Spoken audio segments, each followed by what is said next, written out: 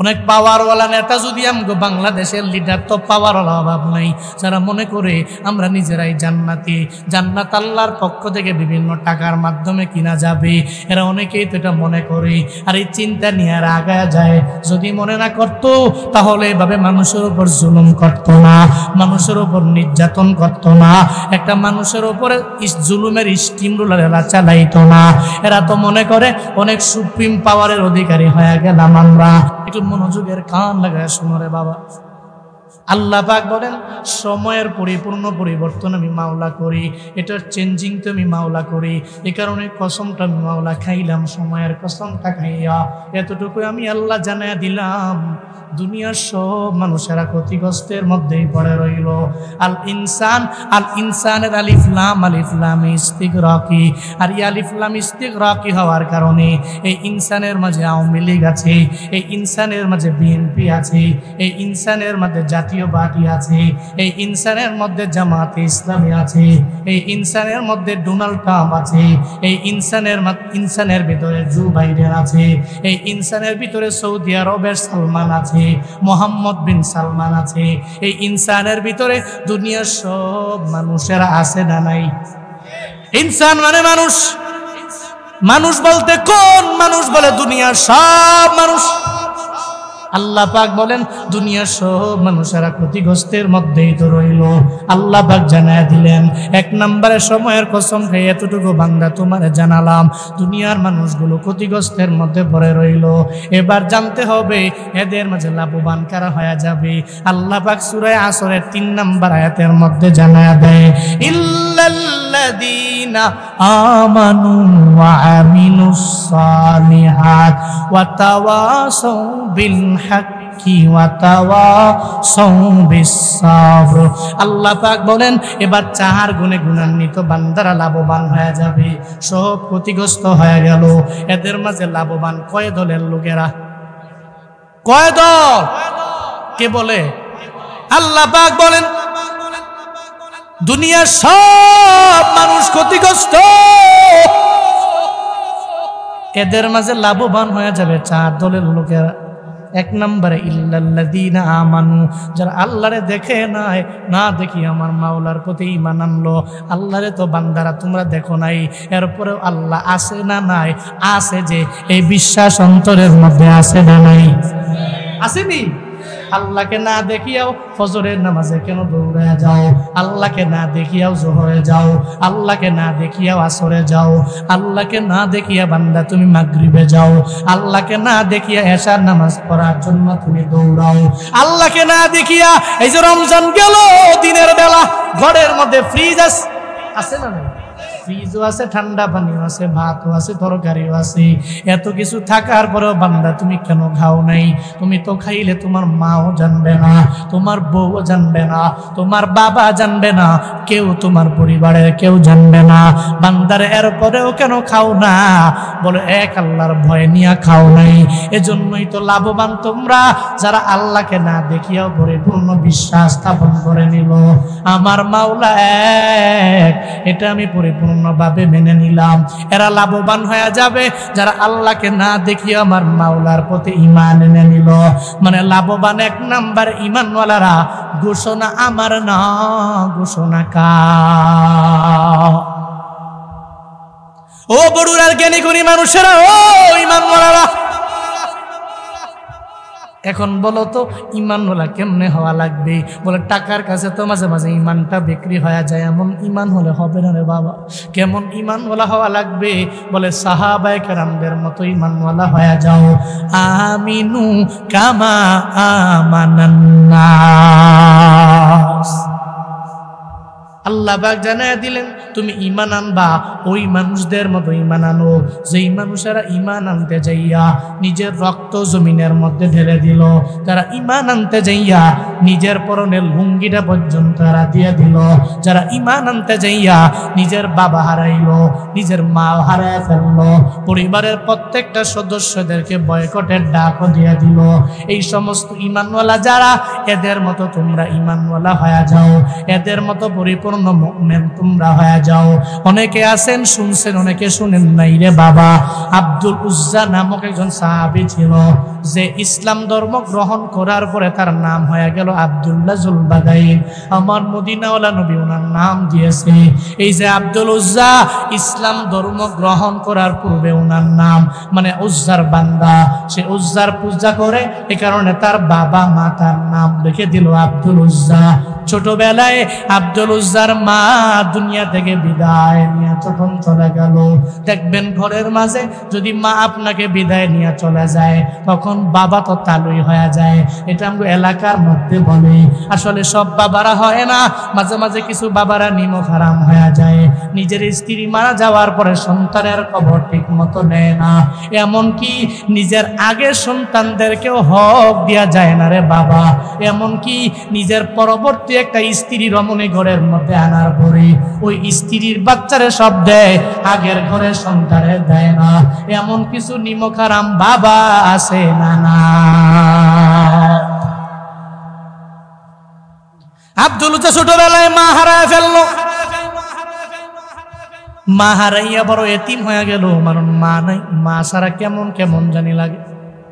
শুনো রে, তোমরাও যারা বড় হয়ে গেল, 60 বছর 70 বছর জিন্দেগি যারা পাইলেন, ও মুরব্বীরা, আপনাদের যে বাবা চলে গেল, মা চলে গেল, এখনো হুজুরেরা মা বাবার বয়ান যখন করি আপনি চোখের পানি ফালায়া ফালায়া কান্দেন।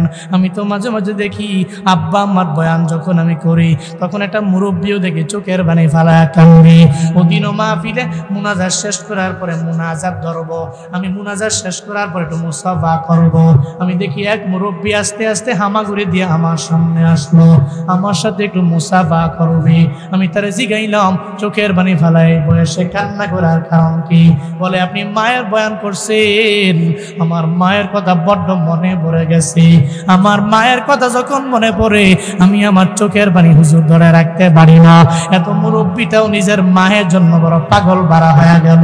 ও আল্লাহর বান্দারা, ছোট্ট বয়সে যারা মা হারাইছো ওই মায়ের কদর তো তারাই বুঝতে পারবে রে বাবা। যারা মা হারাও না এরা মায়ের কদর বুঝবা না। এখন তুমি বউয়ের কথা শুনে মায়েরে বারবার বারবার ধমক দিয়া দাও।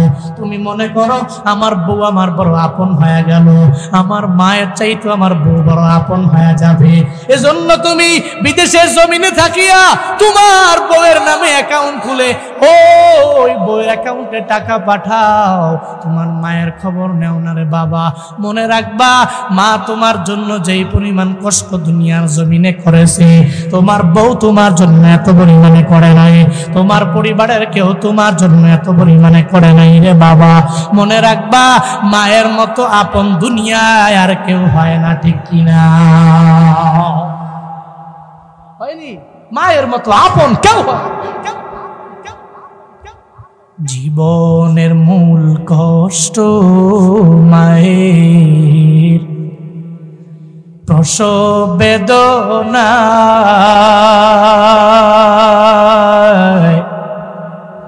সাত আসমান সাত জমিন তখন মায়েরই মাথায়। জীবনের মূল কষ্ট মায়ের, প্রসব বেদনা, সাত আসমান সাত জমিন তখন মায়েরই মাথায়। এমন মা কি কেমনে আজি, এমন মা কি কেমনে আজি যাব আমি ভুলিয়া। ও আমার প্রাণের মা, মা গো মা, কোথায় গেলে মুরে ছাড়িয়া। জনম দুঃখী এতিম আমি, চায় না কেহ ফিরিয়া। জনম দুঃখী এতিমামি চায় না কে হো ফিরিয়া। মায়ের মতো আপন দুনিয়াতে কেউ হবে না রে বাবা, এমন আপন কেউ হয় না। আব্দুল উজ্জা ছোটবেলায় যখন মা হারায়া ফেলল, মা হারাইয়া বড় অসহায়, আব্দুল উজ্জার বাবা আর একটা বিয়ে করে ফেললো। এবার ঘরের মধ্যে নিজের আপন মা নাই, সৎ মা। মনে রাখবা, জীবনে অন্য কেউ নিজের মায়ের মতো হয় না। তোমার সৎ মা নিজের আপন মায়ের মতো হবে না। তোমার আপন মা তো আপন মা, সৎ মা তো সৎ মায়ের জায়গায়। এরপরে আব্দুল উজ্জা বড় হতে লাগলো। একটু বড় হওয়ার পরে হঠাৎ করে একদিন বাবাও দুনিয়া থেকে বিদায় নিয়ে নিল। এখন ঘরের মধ্যে আপন নিজের বাবাও নাই, নিজের মাও নাই। সৎ মা আছে তো কোন রকম নিজের জিন্দেগিটা চালায়। একটা পর্যায়ে যাইয়া সৎ মা মনে মনে ভাবে, আব্দুল উজ্জা এখন যৌবনকালে পদার্পণ করবে, আব্দুল উজ্জারে তো আমি খাবার দিতে পারবো না, ওর চাহিদাও বেড়ে যাবে, ওরে কিচ্ছু দিতে পারবো না। আব্দুল উজ্জারে ধইরা নিয়ে তার চাচার দরবারে নিয়ে যায়। চাচার বাসায় যাওয়ার পরে যা চাচাকে জানিয়ে দিল, ও আব্দুল উজ্জার চাচারে, তুমি তো জানো আব্দুল উজ্জার বাবা দুনিয়ায় বেঁচে নাই, তুমি তো জানো আব্দুল উজ্জার মা দুনিয়ার মধ্যে বেঁচে নাই। ও চাচা, আমি তোমার কাছে আব্দুল উজ্জারে পরিপূর্ণ দিয়ে দিলাম, তোমার ভাতিজারে তুমি দেইখা শুইনা রাখবা, তাকে লালন পালন করবা, সব দায়িত্ব তোমার উপরে দিয়ে দিলাম চাচা। আব্দুল উজ্জারে দেইখা রাখবা, ওই ভাতিজারে পরিপূর্ণ তোমার ঘরের মধ্যে কাজ করাইবা, একটা চাকরের মতো রাখো, অসুবিধা নাই। এরপরেও তার 3 বেলা খাবারের জোগাড় করে দিবা। আব্দুল উজ্জা নিজের চাচার ঘরের মধ্যে বড় হতে লাগলেন, লালন পালন হতে লাগলেন। একটা পর্যায়ে যাইয়া একদিন যখন চাচার ঘরের মধ্যে খাবারের পেটে বসে গেল, চাচা আর ভাতিজা, চাচা খায় ভাতিজা খায় না, মানে আব্দুল উজ্জা খায় না। আব্দুল উজ্জার চাচা যখন খাবার খায়, এক লোকমা খাবার খায়, এরপরে ভাতিজারে কয়, ভাতিজারে তুমি কেন খাও না? ভাতিজা কথা বলে না, কিংকর্তব্য বিমূঢ় হয়ে গেল। চাচা, এতদিন পর্যন্ত ভাতিজা আমার সাথে খায়, আজকে এমন কি হয়ে গেল? আমার কোনো কথার মাধ্যমে আঘাত পেয়ে গেল নাকি? সে কেন খাবার খায় না? চাচা আবার ডাক দিয়া বলে, ভাতিজারে তুমি কেন খাও না? বলে, আমি তো খাই না। কেন জানেননি? চাচারে, আপনি জানেননি মদিনার মধ্যে একজন নবী আছে, যেই নবী নাকি সব জায়গায় ইসলামের দাওয়াত দিয়া বেড়ায়। ওই নবীর ব্যাপারে জানেননি? ওই নবীর ব্যাপারে আপনার ধারণা আসেনি? যখন চাচারে জানায় দিল, চাচা বেদিন মানুষ, এরপরেও জানায় দেয়, ভাতিজারে ওই মুহাম্মদের আমি আমার পুরা জিন্দেগিতে দেখি নাই, তবে শুনরে ওই মুহাম্মদের ব্যাপারে আমি শুনলাম, ওনার মতো ভালো মানুষ এই দুনিয়ায় নাকি আর একজন হতে পারে না, ওনার মতো ভালো মানুষ কেউ হতে পারে না। কেন জানো নি রে বাবা? যারা নবীর হাতে কালিমা পড়ে মুসলমান হয় নাই, এরাও আমার নবীর জন্য কত পরিমাণে পাগল জানো? আবু জাহাল দিনের বেলা কয়, ও উতবা, মুহাম্মদের তিলাওয়াত শোনার জন্য তোরা যাবি না? উতবা সাহেবারে বলে, সাহেবা মুগিরে বলে, রাতের বেলা এমন হয়ে যায় আবু জাহাল গিয়া লাইনে দাঁড়ায় যায় নবীর কণ্ঠের তিলাওয়াত শোনার জন্য। উতবাও লাইনে গিয়া দাঁড়ায় যায়, সাহেবা লাইনে গিয়া দাঁড়ায় যায়, মুগিরাও লাইনে গিয়া দাঁড়ায় যায়। এমন হয়ে যায় দিনের বেলা নবীর বিরোধিতা করে, আর রাতের বেলা যাইয়া নবীর তিলাওয়াত শোনার জন্য লাইনে দাঁড়ায় যায়। বান্দা শুধু তাই না, হযরতে ওমরে ফারুকে আজমের দিকে একটু তাকায়া দেখো না, যে ওমরে ফারুকে আজম নবীর গর্দান আনার জন্য রওনা। নবীর গর্দান নিবে দূরের কথা, বরং নবীর হাতে কালিমা পড়ে এমন মুসলমান হয়ে গেল, যে ওমরের ব্যাপারে রাহমাতুল লিল আলামিন নিজেই জানায়া দিল, লাউ কানা নাবিয়্যুন বাদি লাকানা ওমর, আমার পরে যদি কোনো নবী হতো, আমার আবু বকর হতো না, আমার ওসমান আলী হতো না, আমার পরে নবী হইলে হইতো আমার ওমর। ফাবিমা রাহমাতিন মিনাল্লাহি লিনতা লাহুম ওয়ালাউ কুনতা ফাজ্জান গালিজাল কলবি লানফাদ্দু মিন হাওলিক। আল্লাহ পাক নবীর ব্যাপারে জানালেন, ও পয়গম্বর, আমি আল্লাহর রহমতের কারণে, অনুগ্রহের কারণে আপনার দিলের মধ্যে বড় মায়া, আপনি এদের সাথে ভালো ব্যবহার করতে পারেন, আমি রব আপনার প্রতি অনুগ্রহ করলাম, যার কারণে আপনার আচরণটা ভালো হয়ে গেল, আপনি এদের সাথে ভালো ব্যবহার করতে পারেন, আপনি অন্যায় ব্যবহার করেন না, অন্যায় আচরণও আপনি করেন না। আল্লাহ পাক নবীর ব্যাপারে সার্টিফিকেট সার্টিফিকেটটাও পরিপূর্ণ জানায়া দিলেন, দিয়ে দিলেন। আল্লাহ পাক জানায়া দিলেন, পয়গম্বর আপনি যদি এদের সাথে খারাপ ব্যবহার করতেন তাহলে কেউ আপনার পাশে থাকতো না গো পয়গম্বর। দেখছেন নি রহমাতুল লিল আলামিনের আখলাকের মধ্যে পাগল পারা হইয়া নবী তো শুরু থেকে দাওয়াত দিতে লাগলেন গোপনে, এরপরে প্রকাশ্যে যখন নবী কালিমার দাওয়াত যখন শুরু করে দিলেন, বান্দারে আরাফাতের ময়দানে দাঁড়াইয়া নবী যেদিন বিদায় হজের ভাষণটা দিয়েছে ওদিন নবীর সামনে একজন না, নবীর সামনে দুইজন তিনজন না, ওদিন নবীর সামনে সাহাবায়ে কেরাম ছিল সুয়ালা। কত? সুয়া লাখ সাহাবী নবীর সামনে ওদিন দাঁড়ায় ভাষণ শুনছে। মিয়া নবীর আখলাক সুন্দর হওয়ার, নবীর আখলাক যদি কেউ ভিতরে ঢুকায়, একটু ঢুকায় যদি কেউ চলে, ও কামিয়াব। আব্দুল উজ্জা চাচা জানায় দিল, আব্দুল উজ্জারে আমি আমার ওই মুহাম্মদের নাম শুনেছি, ওনার মতো ভালো মানুষ কেউ নেই। উনি অনেক ভালো মনের মানুষ, অনেক বড় মনের মানুষ, উনি ইসলামের দাওয়াত তুমি ব্যাপারে জানি, কিন্তু ওনার ব্যাপারে তুমি কেন বললা? এবার সঙ্গে সঙ্গে আব্দুল উজ্জা নিজের চাচারে জানায় দেয়, চাচারে আমি আমার নবীর কথা কেন বললাম জানেননি? চলেন না দুইজনে মিল্লা ওনার হাতে কালিমা পড়ে মুসলমান হয়ে যাই, যদি হতে পারি হাসরের ময়দানে জান্নাত পেয়ে যাব, দুনিয়া আখিরাত উভয় জগতে পরিপূর্ণ লাভবান হয়ে যেতে পারবো। এবার চাচায় কয়, বাতিজারে তুমি এটা কেমন কথা বললা? এটা তো কশ্চিন খেলেও সম্ভব হতে পারে না। আমরা এক দলের, উনি তো আরেক দলের মানুষ। উনি যদিও অনেক ভালো, কিন্তু কালিমা পরে তো মুসলমান হওয়া যাবে না। কালিমা পরে মুসলমান হয়ে গেলে আমাদের ধর্মের মধ্যে চুন কালিমা মেখে যাবে, কশ্চিন খেলেও এটা সম্ভবপর হয়ে যাবে না। আব্দুল উজ্জা জানিয়ে দেয়, ও চাচা আমার, আমি ভালো করে জানি আপনি কালিমা পড়ে মুসলমান হবেন না, কারণ আপনার ধর্মের প্রতি আপনার অনেক ভালোবাসা আছে। তবে আমি জানি আমি কালিমা পড়ে মুসলমান হয়ে গেলে আপনি রাগান্বিত হয়ে যাবেন, আপনি আমার প্রতি পরিপূর্ণ ক্রোধান্বিত হয়ে যাবেন। সঙ্গে সঙ্গে আব্দুল উজ্জা জানিয়ে দিল, চাচারে আপনি কালিমা পড়লে পড়েন, না পড়লে নাই, আমি আপনার সামনে এখনই আপনার সামনে খাবারের প্লেটটাকে সামনে রেখে জানিয়ে দিলাম, লা ইলাহা ইল্লাল্লাহু মুহাম্মাদুর রাসূলুল্লাহ। আব্দুল উজ্জা কালিমা পড়ে মুসলমান হয়ে গেল। এবার চাচা মাথা গরম না ঠান্ডা? গরম হওয়া তো স্বাভাবিক। একবার কি রে, তোরে আমি লালন পালন করলাম আমার ঘরের মধ্যে রাইখা, তোর যা লাগবে সমস্ত কিছু আমি তোরে দিয়ে দিলাম, ওরে বাপ রে বাপ, তুই আমার সামনে কালিমা পরে মুসলমান হইয়া আমার ধর্ম থেকে অন্য ধর্মে গেলা, সাহস তো কম না। এবার যখন বলে ভাতিজা কয় আমি নবীর প্রেমে পড়ছি, কালিমা পরে মুসলমান হয়ে গেছি, কারণ ইমানের মজা আমি আমার অন্তরের মধ্যে পেয়েছি। সুবহানাল্লাহ বলেন না?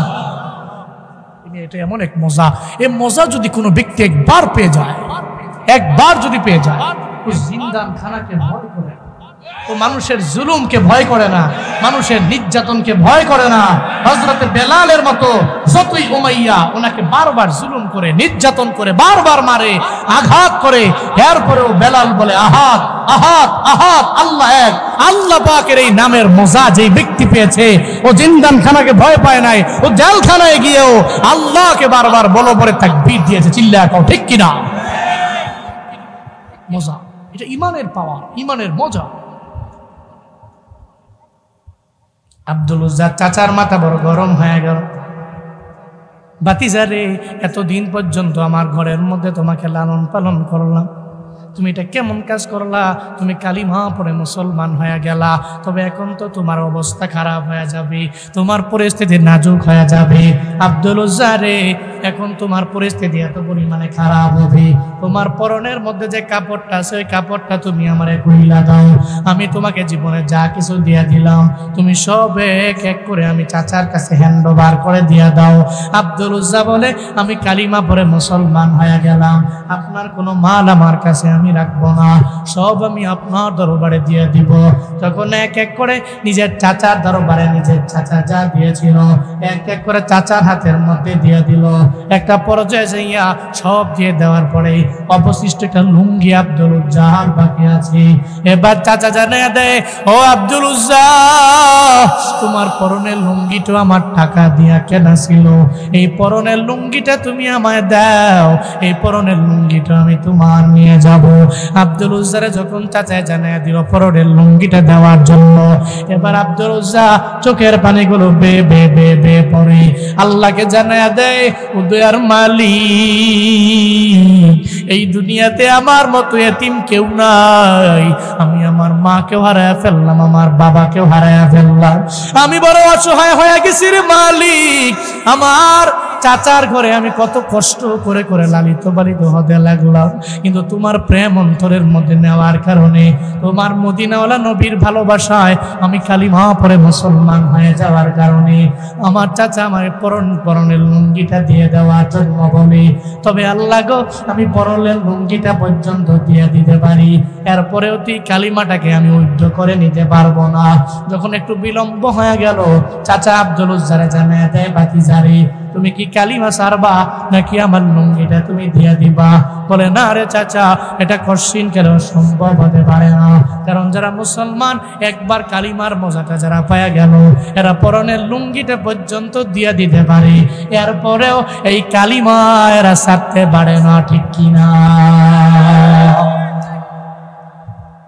আব্দুল উজ্জা জানায়া দিল, চাচা রে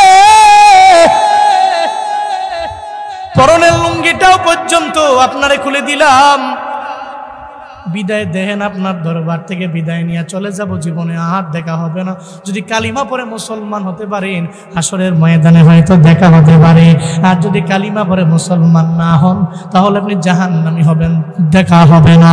এবার চাচার দরবার থেকে লুঙ্গিটাও খুইলা দিয়ে দিল, নিজের লজ্জা স্থানটা মুট করে ধইরা দৌড় দিয়া গেল, ওই যে সৎ মায়ের ঘরের কাছে গেল, সৎ মায়ের ঘরের কাছে যাইয়া দরওয়াজার এক পাশে দাঁড়ায় আমার ডাক দেয়, মা তুমি দরওয়াজাটা খুলো। আব্দুল উজ্জা তোমার দরওয়াজার সামনে হাজির হয়ে গেছে, একবার ডাক দিলে মা দরওয়াজা খুলে না, আবার বলে ও মা তুমি দরওয়াজাটা খুলো। আব্দুল উজ্জা তোমার দরওয়াজার সামনে দাঁড়ায় গেল, এরপরেও মা দরওয়াজাটা খুলে না, এরপরে আবার ডাক দে মা তুমি দরওয়াজাটা খুলো। আব্দুল উজ্জা দরওয়াজার সামনে দাঁড়ানো, সৎ মা যখন দরওয়াজা খুলে তাকায় দেখে আব্দুল উজ্জার দেহের অবস্থা ভালো না। আব্দুল উজ্জা যুবক মানুষ, তার লজ্জাস্থানটা পর্যন্ত দেখা যায়, পুরো শরীরটা উলঙ্গ, একটা কাপড় দিয়েও শরীরটা ঢাকে ঢেকে রাখতে পারে নাই।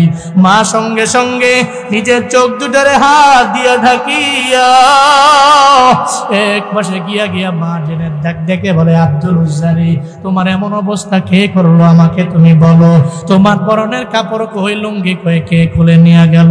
আব্দুল উজ্জা ডেকে বলে, ও সৎ মা আমার, এই দুনিয়াতে আমি আমার মায়ের আদর বেশি পাই নাই, আমি আমার বাবার আদরটাও পর্যন্ত হারিয়ে ফেললাম গো মা, এই দুনিয়াতে আমার মতো এতিম কেউ নাই।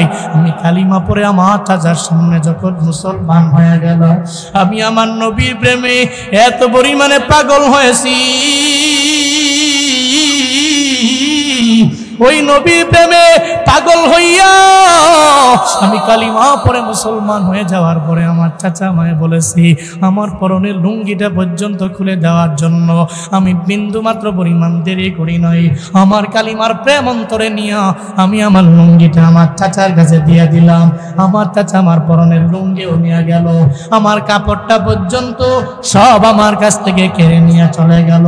ও বড়ুরা এলাকার যুবক, ও বাবাজিরা, ও মুসলমানেরা, তুমিও তো কালিমা পড়তে যায় তোমার লুঙ্গি দেওয়া লাগে নাই, তোমার কাপড়ের কাপড়টা দেওয়া লাগে নাই, তোমার পাঞ্জাবি দেওয়া লাগে নাই রে বাবা, তোমার পায়জামা দেওয়া লাগে নাই, তাহলে তুমি কেন নামাজে যাও না? তুমি কেন রোজা রাখো না? তুমি কেন আমলের লাইনে অগ্রগামী হয়ে যাও না? ও বান্দা, তোমার দাদা মুসলমান, এই কারণে তুমিও মুসলমান হইছো, এই কারণে ইমানের বিন্দু মাত্র পরিমাণ প্রেম অন্তরের মধ্যে তোমার নাই, কালিমার প্রেম তোমার অন্তরের মাঝে নাই। আব্দুল উজ্জা কি পরিমাণে মজা পেয়ে গেল জানুনি রে বাবা। আব্দুল উজ্জা মজা পেয়ে লুঙ্গিও দিয়ে দিল, নিজের সৎমারে জানিয়ে দিল, সৎমারে আমার মা নাই, আমার বাবা নাই, ঠাই গুজার মতো কোনো ঘরের মধ্যে আমি যেতে পারি নাই। আমি জানি তোমার দরবারে আসলে তুমি আমার এমন কিছু দিয়ে দিবা, আমি কোন রকম লজ্জাস্থান থেকে আমি এই এলাকায় আর থাকবো না, আমি চলে যাব যেই জায়গায় জায়গায় আমার নবী ভাষণ দেয়, আমার নবী যেই জায়গার মধ্যে সাহাবায়ে কেরাম নিয়ে নবী বয়ান দেয়, আমি ওই জায়গায় রওনা হয়ে যাব। এবার সৎ মা বলে, আব্দুল উজ্জা রে, তুমি জানো আমি বড় গরিব মানুষ, আমার ঘরের মধ্যে জামা কাপড় নাই, আমি তোমারে দিতে পারবো না, আমি তোমারে কিচ্ছু দেওয়া আমার জন্য পসিবল হবে না। এরপরে আব্দুল উজ্জা রেখে বলে, মা আমি যুবক মানুষ, আমারে তুমি কম্বল থাকলে একটা দাও, এই কম্বলটা হইলেও আমি দুইটা ভাগ করে আমার সতরটা ঢেকে আমি যেতে পারবো না দিলে। এরপরে ভিতর থেকে সৎমা একটা কম্বল আনলেন, এসে আব্দুল উজ্জারে দিয়ে দিলেন। আব্দুল উজ্জা ওই কম্বলটাকে দুইটা ভাগ করলেন, দুইটা ভাগ করে একটা ভাগ দিয়ে নিজের পরিপূর্ণ সতর থেকে ঢেকে ফেললেন। এরপরে উপরি ভাগ ডেকে এবার নিজের মায়ের কাছে জানায় দেয়, মারে আর দুনিয়াতে মনে হয় দেখা হবে না, যদি কালিমা পড়ে মুসলমান হতে পারো হাসরের ময়দানে জান্নাতে হয়তো দেখা হতে পারে, আর যদি কালিমা না পড়ো তোমার সাথে আর জীবনে দেখা হবে না। দেও আমি মদিনাওয়ালা নবীর দরবারে যাব। কার দরবারে যাবে? নবীর দরবারে। নবীর দরবারে কি মায়া এই কথা, নবীর কাছে যাবে। এই জন্য তো শায়েররা মাঝে মাঝে দেখবেন চোখের পানি ফালায়া ফালায়া বলে, জন্ম আমার নবীর যুগে হলে কেমন হতো, দু নয়নে রাসূলে পাক দেখিলে কেমন হতো। আব্দুল উজ্জা বলে, বিদায় যাবে, আর দেখা হবে না, নবীর কাছে যাব, নবীর কাছে যাব। সুবহানাল্লাহ পড়বেন না? আউলাকে যে পাগল বেশে আব্দুল উজ্জা নবীর পানে দৌড়ায়, নবীর দরবারে যাব, নবীর দরবারে যাব, বিদায় দাও আমারে, আমি নবীর দরবারে যাব। আব্দুল উজ্জা দৌড়াইয়া নবীর দরবারে যখন রওনা, নবী তো মধ্যেই যখন বয়ান করে, নবী মসজিদে নববীর মধ্যে সাহাবায়ে কেরাম নিয়ে বসা। আব্দুল উজ্জা যায় মসজিদে নববীর দরওয়াজার মধ্যে, যায় একটু ওকে মারে, তাকায়া দেখে রে মনে হয় পূর্ণিমার চাঁদ মসজিদে নববীর মধ্যে বসে আছে। ওই নবীর চেহারা মুবারক কত সুন্দর জানো, আম্মা জান আয়েশা সিদ্দিকা রাদিয়াল্লাহু আনহা যেই নবীর চেহারা মুবারকের সৌন্দর্যের বর্ণনা দিতে যায়, নিজে বলেন, ও দুনিয়ার মানুষেরা, আমি আমার ঘরের মধ্যে একদিন কাঁথা সেলাই করতেছিলাম সুই দিয়া, আমার সুইটা পড়ে গেল, ওখানে বাতি নাই, ল্যাম্প নাই, আমি যে বাতি দিয়ে আমার সুইটাকে ঘুরে পাবো, তখনই তৎক্ষণাৎ রাহমাতুল লিল আলামিন আমার হুজরা মুবারাকায় ঢুকলেন। হুজরা মুবারাকায় ঢুকতে দেরি আমার কোনো বাতি লাগে নাই, আমার মিসবাহ লাগে নাই, আমার নবীর চেহারা মুবারাকের আলোতে আমি আমার হারানো সুইটা খুঁজে পেলাম। আব্দুল উজ্জা দেখে নবীর চেহারা মুবারক বড় সুন্দর, নবীর চেহারা মুবারক দেখে আব্দুল উজ্জা মনে মনে ভাবে, রে এই নবীর জন্য আমি কালিমা পড়ে মুসলমান হয়ে গেলাম, এই নবীর জন্য এত পরিমাণে পাগল হয়ে গেলাম। এটা উকি যখন দিল রাহমাতুল লিল আলামিন আব্দুল উজ্জারেও দেখতে পেল, নবী একজন সাহাবী পাঠায় দেয়, যাও রে ও সাহাবী আব্দুল উজ্জার দরবারে যাও, মনে হয় কেউ একজন আসছে, ওরে খবর দাইকা নিয়া আমি নবীর সামনে দাঁড় করায় দাও। সাহাবী গেলেন আব্দুল উজ্জারে ধরে নিয়ে আসলো, তাকায়া দেখে আব্দুল উজ্জার চুলগুলো কেমন যেন উস্কো হয়ে গেছে, একটা পাগলের মতো দেখা যায়। আব্দুল উজ্জা নবীর চেহারা মুবারক দেখে চোখের পানি ফালায়া ফালায়া ফালায়া ফালায়া কান্দে। নবী কই, কে রে, তোমার তো আমি জীবনে দেখি নাই, কি তোমার পরিচয় তুমি আমার জানাও না? আব্দুল উজ্জা ডেকে বলে, ও পয়গম্বর, আমি একজন এতিম মানুষ আপনার দরবারে হাজির হয়ে গেলাম, আমার মা নাই, আমার বাবা দুনিয়ার মাঝে নাই, আমি এতিম মানুষ, আমার চাচার ঘরে আমি লালিত পালিত হয়ে গেলাম। নবীর দরবারে যখনই কোনো এতিমেরা মা বাবার ব্যাপারে কথা বলে, নবীর চোখের পানি নবী ধরে রাখতে পারে না, কারণ আমার নবীর মতো এতিম তো দুনিয়ার মধ্যে কেউ নাই রে বাবা। যেই নবী আমার দুজাহানের বাদশা নবী, আল্লাহ পাক পুরা কাউনাইনের নেতা যারে বানায়া দিলেন, আল্লাহ পাক যেই নবীকে কি পরিমাণ দামি বানাইছে জানো? ও বড়ুরা এলাকার মানুষ, নবীকে যেদিন আল্লাহ পাক জিবরাইল মিকাইলের মাধ্যমে বুরাকের মধ্যে চড়ায়া যেদিন মেরাজে নবীকে নিয়ে যাবে, জিবরাইল মিকাইল নবীকে বুরাকের মধ্যে চড়াইল, এরপরে নিয়া কত স্থান দেখাইয়া এক লাখ যখন বাইতুল আকসা মানে ওই বাইতুল মুকাদ্দাসে যখন নিয়ে গেল, এরপরে নবী তাকায়া দেখে রে এই গভীর রাতে বাইতুল মুকাদ্দাসে কতগুলো মানুষ সিজদায় পড়ে আছে, এরা নামাজ পড়ছে। সঙ্গে সঙ্গে নবী জানায় দিল জিবরাইলে, এরা কারা, এত গভীর রাতে এই জায়গায় এরা কেন রে? জিবরাইল ডেকে বলে, পয়গম্বর আপনাকে আমার মাওলা এত পরিমাণে সম্মান দিয়ে দিল, আল্লাহ পাক আপনার এত পরিমাণে দৌলত দিয়ে দিছে গো নবী, আপনার মহাব্বতে আপনার সম্মানের কারণে সব পয়গম্বর আপনার সম্মানে আল্লাহ পাক আজকে বাইতুল মুকাদ্দাসে হাজির করে দিছি। এখন আমি কি করবো জিবরাইল আমারে জানাও। জিবরাইল ডেকে বলে, পয়গম্বর একটু পরে 2 রাকাত নামাজ হয়ে যাবে, 2 রাকাত নামাজের মধ্যে আপনি নামাজ নিজেই পড়াবেন, কারণ কেউ আপনার সামনে যাবে না, আপনি নবী আপনি সবার সামনে যাবেন, 2 রাকাত নামাজের ইমাম আপনি হয়ে যাবেন, কারণ আপনি হলেন ইমামুল মুরসালিন। সুবহানাল্লাহ, বাড়ি যায় কই, বাড়ি যায় আরো জোরে সুবহানাল্লাহ। আল্লাহ পাক নবীর সম্মান কি পরিমাণে বাড়তেছে। ওই নবী আমার দুনিয়াতে আসার পরে বাবার আদর কেমন নবী দেখে নাই, দেখছে পায় না, বাবারে দেখতেও পারে নাই, বাবার আদরটাও রহমাতুল লিল আলামিন পায় নাই। নিজের মাকেও 6 বছর বয়সে নবী হারায়া ফেললো, 8 বছর বয়সে রহমাতুল লিল আলামিন নিজের দাদারও হারায়া ফেললো। মা নাই, বাবা নাই, দাদাও নাই, কি পরিমাণে এতিম আমার নবীরে বাবা। ওই নবীর কারণে এতিমের প্রতি নবী এত পরিমাণে দরদ হয়ে যায়। যখন একটা এতিম নবীর দরবারে আসে, নবী আর পরে ওই এতিমটার ব্যাপারে রহমাতুল লিল আলামিন কত পরিমাণে নরম হয়ে যায়।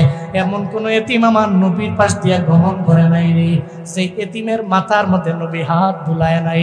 ও যুবকেরা, ও দুনিয়াওয়ালারা, ও টাকাওয়ালারা, আজকে থেকে একটু নিয়ত করে যাও না রে বাবা, তোমার বাড়ির আশেপাশে মা নাই, বাবা নাই, গরিব মানুষ কত কষ্ট করে জিন্দেগি চালায়, ওই এতিমটার মাথার মধ্যে বাবা তুমি গিয়ে হাত বুলায় দাও, একটু মাঝে মাঝে এক বেলার খাবারের জোগাড় করে দাও। মনে রাখবা ওই এতিমটা যখন আমার মাওলার দরবারে, তোমার আমার জন্য আল্লাহর দরবারে যখন দোয়া করে দিবে, আল্লাহ গো আমার মা নাই, আমার বাবা নাই, এই ব্যক্তিটা আমার এক বেলা খাবার জোগাড় করে দিল, এই ব্যক্তিটারে তুমি দুধে ভাতে খাওয়াইয়া দিও। কোন সময় কার দোয়া আমার মাওলার দরবারে কবুল হয় বলা যায় না। একটা এতিমের দোয়ার বদৌলতে আল্লাহ পাক তোমার সম্পদের বৃদ্ধি করে দিতে পারে, আল্লাহ পাক তোমার পরিবারে খায়ের বরকত দিতে পারে কি পারে না? আল্লাহ পাক পারে। কোন সময় কার দোয়া রবের দরবারে কবুল হয়ে যায় বলা যায় না।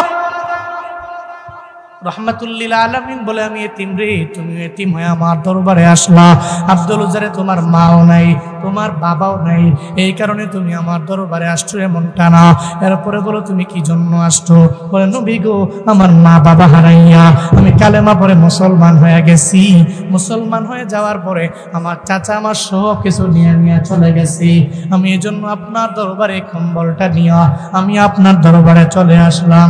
নবী ডেকে বলে, ও আব্দুল উজ্জা, এতদিন পর্যন্ত তোমার নাম উজ্জার বান্দা হতে পারে, উজ্জার গোলাম হয়ে যেতে পারে, এতদিন পর্যন্ত তুমি উজ্জার পূজক হওয়ার কারণে তোমার নাম উজ্জার গোলাম হয়ে গেল, তবে আজকে থেকে তোমার নাম আব্দুল উজ্জা থাকতে পারে না রে।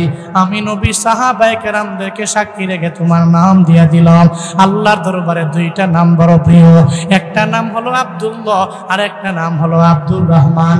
আমি তোমার নাম আজকে থেকে দিয়ে দিলাম আব্দুল্লাহ জুলবাদাইন। এতদিন পর্যন্ত তুমি উজ্জার পূজা করছো, তো উজ্জার গোলাম হতে পারো, এখন থেকে তো তুমি উজ্জার গোলাম না, এখন থেকে তুমি কার গোলাম? এই কার বান্দা?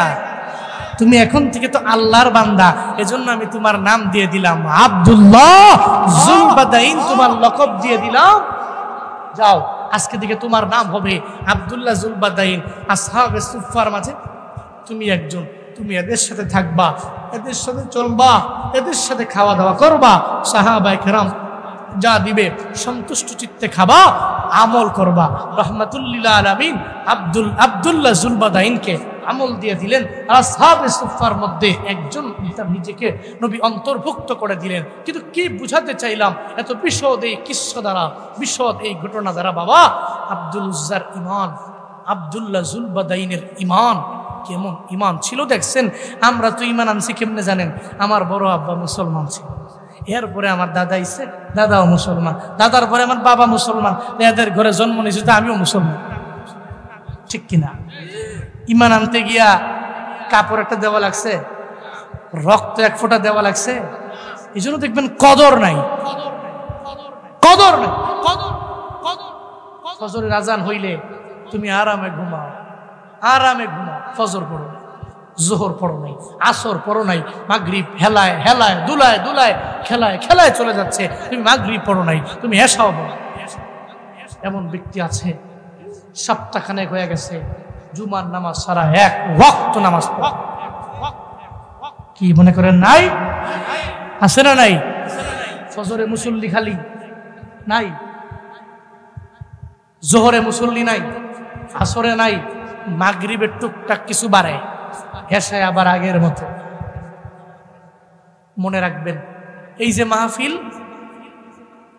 কি জন্য জানেন? অন্তত পক্ষে কিছু মানুষ নামাজি হন, কিছু মানুষ আমল বলা হয়। এখান থেকে যায় যদি একটা ব্যক্তি আগে নামাজ পড়েন না, এখন থেকে যদি পড়েন, মনে রাখবেন এই মাহফিল হাসরের ময়দানে নাজাতের উসিলা হবে।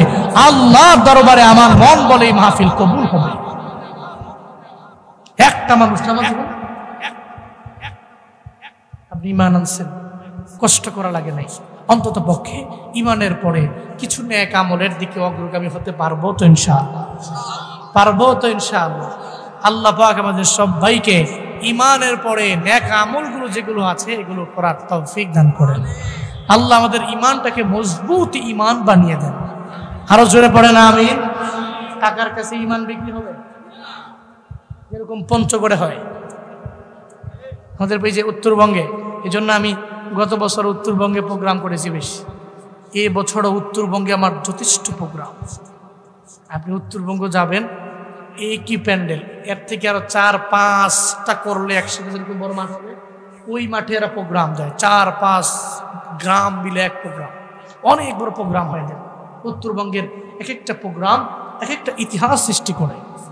ওই প্রোগ্রামগুলোতে আমরা প্রধান বক্তার প্রথম বক্তার আলোচনা করি আপনাদের দোয়ায়। সিরাজগঞ্জ থেকে নিয়ে যমুনার ওপারের ওই জেলা থেকে নিয়ে ওদিকে পাবনা, ওদিকে রাজশাহী, নওগাঁ, চাপাই থেকে শুরু করে এই সাইডে যা আছে, বগুড়া, রংপুর, এরপর ঠাকুরগাঁও, নীলফামারী, কিশোরগঞ্জ, এইদিকে যা আছে, পঞ্চগড়ের তেতুলিয়া পর্যন্ত, যেটা আপনারা বলি টেকনাফ থেকে তেতুলিয়া, এই সমস্ত কিছুতে আলহামদুলিল্লাহ আপনাদের দোয়ায় কুমিল্লার এই ছেলে বিচরণ করা শেষ সব প্রোগ্রামের উসিলায়। গত বছরে আমার প্রোগ্রাম ছিল শীতকালে পঞ্চগড়ের তেতুলিয়ায়, যেখান থেকে আমাকে ওরা বলছিল, হুজুর আপনি যেখানে দাঁড়িয়ে আছেন এখান থেকে কিন্তু আপনি নেপাল দেখতে পারতেন, ভুটান দেখতে পারতেন, এদের যে পাহাড়গুলো বড় বড় আছে ওটা দেখতে পারতেন। হ্যাঁ, আমাকে বললো যে শীতকাল হওয়ার কারণে প্রচন্ড কুয়াশা দেখতে পারবেন না। মানে আমি এমন জায়গায় পৌঁছেছি, ওরে বাপরে বাপ, কুয়াশার কারণে এই যে মাহফিলে বয়ান করছি আমি পেছনের লোকগুলো পর্যন্ত কুয়াশার কারণে দেখতে পারি নাই। পেছনের লোকেরা আমারে দেখে না, আমি পেছনের লোকদেরকে দেখি না, কেন? কুয়াশার কারণে। এত পরিমাণ হালাত। এই মানুষগুলোকে বুঝিয়ে আসছি, কোন কোথা থেকে আসছি মনে নাই। এরপরে বলি বাপ আপনাদেরকে পায়ে ধরে বলি, ও পঞ্চগড় ওদিকে ওই মানুষগুলোকে মাঝে মাঝে গেলে আমরাই বলি, হুজুর আপনাদেরকে আনছি কেন জানেন? একটু মানুষগুলোরে বুঝাবেন, এরা টাকার কাছে বিক্রি হয়ে যাচ্ছে। খ্রিস্টান মিশনারিরা কাজ করছে, এদের পিছনে টাকা দিয়ে আমার মুসলমান ভাইদেরকে খ্রিস্টান বানাচ্ছে, টাকা দিয়ে কাদিয়ানি সম্প্রদায়ের লোকেরা আমাদের ভাইদেরকে কাদিয়ানি বানাচ্ছে। এরপর যে ব্যক্তির এতদিন পর্যন্ত নবীর প্রেমে পাগল পাড়া ছিল, এই ব্যক্তির টাকার লোভে পড়ে এখন বলতেছে মির্জা গোলাম আহমদ কাদিয়ানি সে হচ্ছে আখিরি নবী। নাউজুবিল্লাহ পড়বেন। সহজ সরল মানুষের ইমানকে লুটে দিচ্ছে। এজন্য বাবা নিজের ইমানকে এমন মজবুত করতে হবে মৃত্যু পর্যন্ত, যাতে করে আল্লাহ পাক রব্বুল আলামিন আমাদেরকে ইমানের উপরে ইস্তেকামত রাখে। এটা বড় রবের কাছে একটা দোয়া। আমি বারবার মুনাজাতে দোয়া করি, আল্লাহ হিদায়াতের উপরে মৃত্যু পর্যন্ত তুমি অটুট রাখো। কত ব্যক্তি আছে রিজিকের তাড়নায় পড়ে, সবর নাই, ধৈর্য নাই, ডিপ্রেশনে পড়ে পাগল হয়ে যায়, বক্তা হয়ে গেছে টিকটকার। হয় নাই? দেখেন না আপনারা, সবরের অভাব। আল্লাহ পাক কণ্ঠ বড় সুন্দর দিয়ে দিলেন। বিভিন্ন এলাকায় ঘুরে ঘুরে পর্যন্ত বয়ান করে আমি জুনায়েদ আল হাবিব করি। আল্লাহর কাছে এরপরেও বারবার দোয়া করি, আল্লাহ মৃত্যু পর্যন্ত তুমি হেদায়েতের উপরে পরিপূর্ণ ইস্তেকামত রাখবা। ও আল্লাহ, মৃত্যু পর্যন্ত তুমি হিদায়াতের উপরে কায়েম দায়েম রাখবা। কারণ কোন সময় কোন শয়তানের ধোঁকার মধ্যে পড়ে যাই রে বাবা, এই ব্যাপারে তো আমিও জানি না। কত ভালো ভালো মানুষ দেখেছি, এই মানুষগুলো পরিপূর্ণ নষ্ট হয়ে গেল। এরা হিদায়াতের উপরে ইস্তেকামত থাকতে পারে নাই, নিজের ইসলামের উপরে পরিপূর্ণ ইস্তেকামত থাকতে পারে নাই। বান্দারে, এই যে ওমর ফারুক আল আজমি একজন বক্তা আছে, উনি বয়ান কত ভালোই বয়ান, আলোচনাও ভালো ছিল, কিন্তু কেন যেন হিদায়াত থেকে দূরে সরে গেল। ভাইরাল হওয়ার জন্য টিকটকাররা মনে করছে বাংলাদেশের মানুষেরা মার্কেটে যা দিবে ওটাই খাবে, যে যেমনে করবে ওইভাবে মেনে নেবে। ও তো মনে করলো আগে বয়ান কম, এখন মনে হয় টিকটকার হওয়া থেকে আবার বক্তা হয়ে গেলে, মানে বক্তা থেকে টিকটকার, আবার টিকটকার থেকে আবার বক্তা হয়ে যাব, মানে কনভার্ট হয়ে গেলে এই মানুষগুলো আমার পরিপূর্ণ ধরে নেবে। বাবারে না না, কারণ মনে রাখবা বাংলাদেশের মানুষ এত পরিমাণে বোকা হয়ে যায় নাই, মানুষগুলো এতটুকু বুঝতে পেরেছে কে পরিপূর্ণ হিদায়াতের কথা বলে, কে ভালো কথা বলতে পারে, কে প্রেম বিষয়ের কথা বলে, কে আমার মাওলার কথা বলে, কে বিভিন্ন যুবক যুবতীদের নিয়ে কথা বলে, কে জান্নাত জাহান্নামের কথা বলে। এই ব্যাপারে বাংলাদেশের যুবকেরা ভালো করে জানে, বাংলাদেশের মানুষেরাই ভালো করে জানে। ও আল্লাহর বান্দারা, এজন্যই তো বারবার দোয়া করি, আল্লাহ গো মৃত্যু পর্যন্ত তুমি হিদায়াতের উপরে ইস্তেকামত রাখবা। ও আল্লাহ, শয়তানের দোকানের মধ্যে ফেলায়ও না, তুমি আমাদেরকে ক্ষতিগ্রস্ত বানায়ও না।